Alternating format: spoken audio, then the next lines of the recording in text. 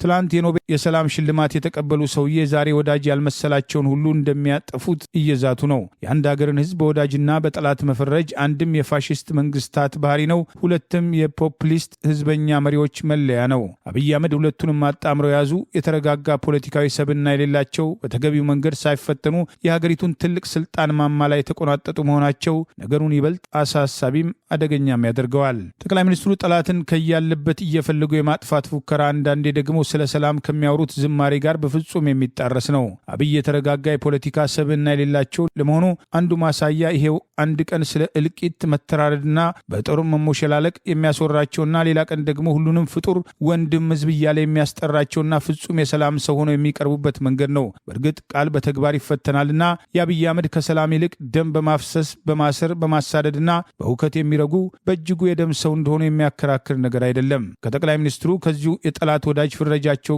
ጋር አያይዘው ያነሱት ሌላው አስደንጋጭ ንግግራቸው እኛ እግዚአብሔርን የምናመልክ ስንሆን ጠላቶቻችን ግን ሰይጣን አምላኪዎች ናቸው ያሉት ነው። ይህን ንግግር የሚያዳምጥ ሰው ከሁሉ ቀድሞ ወደ አእምሮ የሚመጣው የጠቅላይ ሚኒስትሩን ጤንነት መጠራጠር ነው። አንድ ጤነኛ ሰው ለዚያውም የሀገርን ቁንጮ ፖለቲካዊ ስልጣን የተቆናጠጠ ሰው እንደዚህ ይናገራል ብሎ ማሰብ በጣም አዳጋች ነው። እንደ ኢትዮጵያ ሃይማኖትን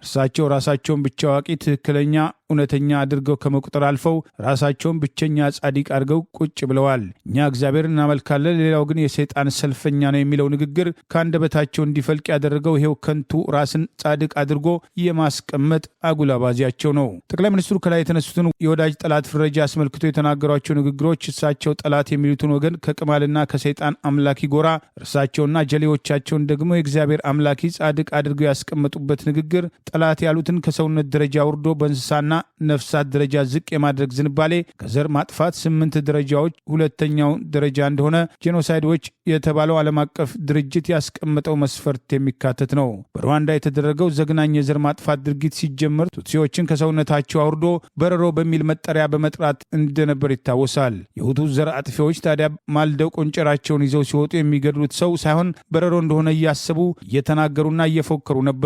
ክቡሩን የሰው ልጅ እንደ ቲማቲም ሲከትፉት የነበረው ጠላት የተባለን አካል በሰይጣን ተከታይነት መፈረጅም እንደ ኢትዮጵያ ባለ ሃይማኖተኛ ህዝብ ዘንድ ቀላል የማይባል ጥፋት ይዞ የሚመጣ ነው።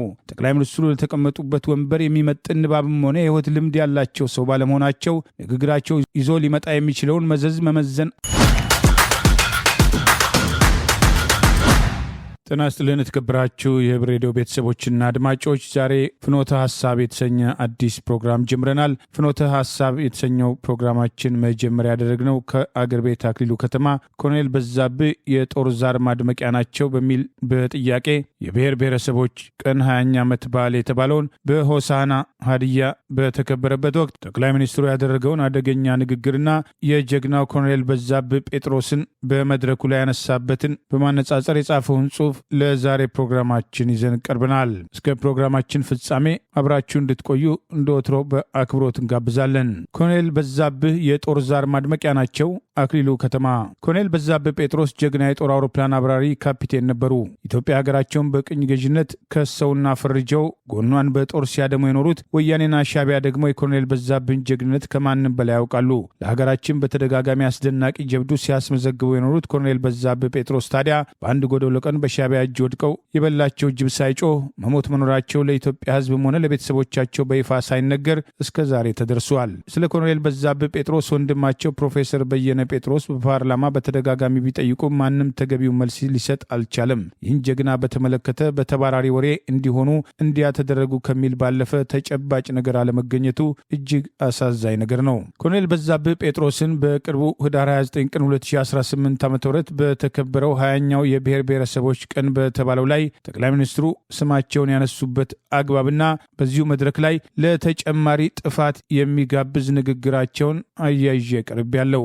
መልካሙና ጀግናው ኮሎኔል በዛብህ ጴጥሮስ ከደቡብ ኢትዮጵያ ከሀዲያ ብሔር የሚወለዱ ቢሆንም በኢትዮጵያ ብሔራዊ ጥቅም ለነፍሳቸው ሳይሳሱ ሲጋደሉ የኖሩ ብሔራዊ ጀግናችን ናቸው። ሐቁ የሆነ ሳለ የህወሓትን እግር ተከትሎ በመጣው የብሔር ፖለቲካ ክፉ ጠንቅ ሳቢያ ኮሎኔል በዛብህን ለማሰብ የሚደረጉ ጥቃቅን ሙከራዎች ሁሉ ሰውየው ወደ ተወለዱበት ሀዲያ ዞን ዋና ከተማ ሆሳና ከተማ ተቀንብበው የግዙፉን ሰው ግዝፈት በማይመጥን ሁኔታ ሲደረጉ ኖረዋል። ኮሎኔል በዛብህን ለመዘከር ሐውልት የተሰራው በሆሳና ከተማ ነው። ይህ በፍጹም ኮሎኔሉ ከሚታወቁበት ሀቅ ያፈነገጠ ነው። ኮሎኔል በዛብህን ለመዘከር የሚደረጉ ሙከራዎች ሁሉ የሰውየውን ብሔራዊ ጀግንነት ግዝፈት የሚመጥኑ ሊሆኑ ይገባ ነበር። ስለሆነም ኮሎኔል በዛብህ ጴጥሮስ ሐውልት መቆም ያለበት በመሃል አዲስ አበባ፣ ከሐውልት በተጨማሪ የደብረ ዘይት አየር ኃይል በስማቸው በመሰየም በሕይወታቸው ሲፈጽሙት ለኖሩት ትልቅ ጀብዱ የሚመጥን ማስታወሻ ማስቀመጥ ይቻል ነበር። ነገር ግን አንድም ነገር ሳይደረግ መቅረቱ ሳያንስ ከሰሞኑ ደግሞ የጀግናውን ስም ጠቅላይ ሚኒስትሩ ለተቆራኛቸው የጦር ዛር ማሳመሪያ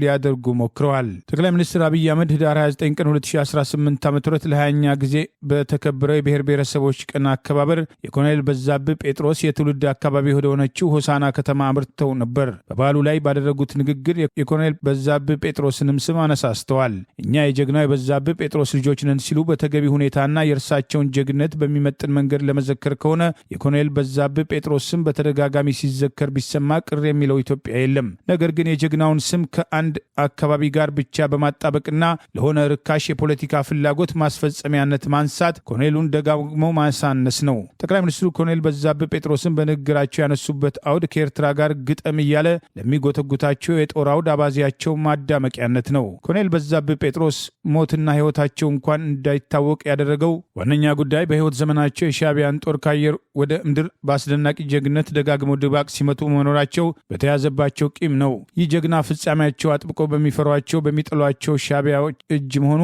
በእጅጉ አሳዛኝ ነገር ነው። የውስጥ ጉዳዩን መፍታት ያቃተው የአብይ መንግስት ታዲያ ወደ ኤርትራ ጦር ከማዝመት የውስጥ ድካሙን ለመሸፈን በሚያደርገው መሟሟት የኮሎኔል በዛብህን ስም በማስፈራሪያነት ለማንሳት እየሞከረ ነው። ይህ የጥቅመኝነት ዝንባሌ ከኢህአዴግ እስከ ብልጽግና የዘለቀ ችግር ነው። ነገሩ የጥቅመኝነት ነገር ባይሆን የኢትዮጵያ ሕዝብ ስለ ኮሎኔል በዛብህ ጉዳይ ከጠቅላይ ሚኒስትሩ አንደበት መስማት የፈለገው አብይ አህመድ ወደ ኤርትራ ዋና ከተማ አስመራ በሚመላለሱበት ዘመን ነበር። በዚያ በፍቅሩ ዘመን ጠቅላይ ሚኒስትሩ ኮሎኔል በዛብህን ከተቻለ በሕይወት ካልሆነ ማጽማቸውን ቢሆን አምጥቶ ኢትዮጵያ ውስጥ የሚያሳርፍበት ምቹ ሁኔታ ነበር። ይህ ጉዳይ ጠቅላይ ሚኒስትሩ ሞክረውት ይሁን አይሁን በየትኛውም አጋጣሚ ተናግረው አያውቁም። ይህን አድርገው ቢሆን ኖሮ ዛሬ ላይ የኮሎኔሉን ስም በምንም ምክንያት ቢያነሱ ምንም ትችት ባልመጣባቸው ነበር። አሁን እኛ የኮሎኔል በዛብህ ጴጥሮስ ልጆች ነን ሲሉ የፎከሩት ፉከራ ግን በማንኛውም ሁኔታ ውስጥ ባለ ሰው ስም የመነገድ ጭካኔ የተካኑ ሰው እንደሆኑ የሚያሳብቅ ነገር ነው። ነገር ግን በሁሉም ነገር አይነገድም። እንደ ኮሎኔል በዛብህ ጴጥሮስ ሞትና ሽረቱ ባልታወቀ ጀግና ስም ለመነገድ መሞከር ደግሞ የጭካኔ ጥግ ነው። የጠቅላይ ሚኒስትሩ ጨካኝነት የተገለጸበት ሌላው ንግግራቸው ጠላቶቻችንን እንደ ቅማል ከጸጉር ውስጥ እያወጣን እንጨርሳቸዋለን ያሉበት አደገኛ ንግግር ነው። የእርሳቸውን ብስለት የጎደለው ንግግር አድራጎትና ዝንባሌ ያልደገፈና አብሮ ያልተነዳ ሁሉ ለጠቅላይ ሚኒስትሩ ጠላት ነው። ስለዚህ ከያለበት እየጎተቱ ያጠፉታል ማለት ነው። ትላንት የኖቤል የሰላም ሽልማት የተቀበሉ ሰውዬ ዛሬ ወዳጅ ያልመሰላቸውን ሁሉ እንደሚያጠፉት እየዛቱ ነው። የአንድ ሀገርን ሕዝብ በወዳጅና በጠላት መፈረጅ አንድም የፋሽስት መንግስታት ባህሪ ነው፣ ሁለትም የፖፕሊስት ህዝበኛ መሪዎች መለያ ነው። አብይ አህመድ ሁለቱንም አጣምረው የያዙ የተረጋጋ ፖለቲካዊ ሰብና የሌላቸው በተገቢው መንገድ ሳይፈተኑ የሀገሪቱን ትልቅ ስልጣን ማማ ላይ የተቆናጠጡ መሆናቸው ነገሩን ይበልጥ አሳሳቢም አደገኛም ያደርገዋል። ጠቅላይ ሚኒስትሩ ጠላትን ከያለበት እየፈለጉ የማጥፋት ፉከራ አንዳንዴ ደግሞ ስለ ሰላም ከሚያወሩት ዝማሬ ጋር በፍጹም የሚጣረስ ነው። አብይ የተረጋጋ የፖለቲካ ሰብዕና የሌላቸው ለመሆኑ አንዱ ማሳያ ይሄው አንድ ቀን ስለ እልቂት መተራረድና በጦርም መሞሸላለቅ የሚያስወራቸውና ሌላ ቀን ደግሞ ሁሉንም ፍጡር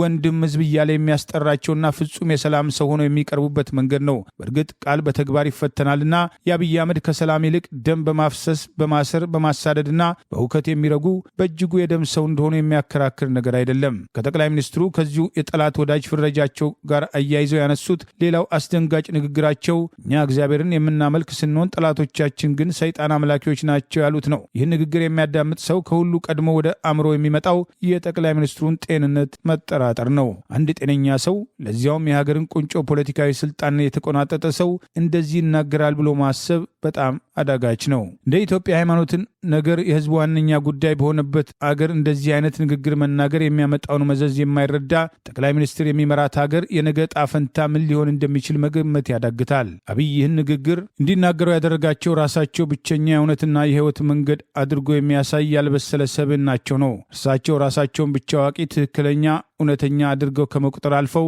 ራሳቸውን ብቸኛ ጻድቅ አድርገው ቁጭ ብለዋል። እኛ እግዚአብሔርን እናመልካለን፣ ሌላው ግን የሰይጣን ሰልፈኛ ነው የሚለው ንግግር ከአንደበታቸው እንዲፈልቅ ያደረገው ይሄው ከንቱ ራስን ጻድቅ አድርጎ የማስቀመጥ አጉል አባዜያቸው ነው። ጠቅላይ ሚኒስትሩ ከላይ የተነሱትን የወዳጅ ጠላት ፍረጃ አስመልክቶ የተናገሯቸው ንግግሮች እሳቸው ጠላት የሚሉትን ወገን ከቅማልና ከሰይጣን አምላኪ ጎራ እርሳቸውና ጀሌዎቻቸውን ደግሞ የእግዚአብሔር አምላኪ ጻድቅ አድርገው ያስቀመጡበት ንግግር ጠላት ያሉትን ከሰውነት ደረጃ ወርዶ በእንስሳና ነፍሳት ደረጃ ዝቅ የማድረግ ዝንባሌ ከዘር ማጥፋት 8 ደረጃዎች ሁለተኛው ደረጃ እንደሆነ ጄኖሳይዶች የተባለው ዓለም አቀፍ ድርጅት ያስቀመጠው መስፈርት የሚካተት ነው። በሩዋንዳ የተደረገው ዘግናኝ የዘር ማጥፋት ድርጊት ሲጀመር ቱትሲዎችን ከሰውነታቸው አውርዶ በረሮ በሚል መጠሪያ በመጥራት እንደነበር ይታወሳል። የሁቱ ዘር አጥፊዎች ታዲያ ማልደው ቆንጨራቸውን ይዘው ሲወጡ የሚገድሉት ሰው ሳይሆን በረሮ እንደሆነ እያሰቡ እየተናገሩና እየፎከሩ ነበር ክቡሩን የሰው ልጅ እንደ ቲማቲም ሲከትፉት የነበረው። ጠላት የተባለን አካል በሰይጣን ተከታይነት መፈረጅም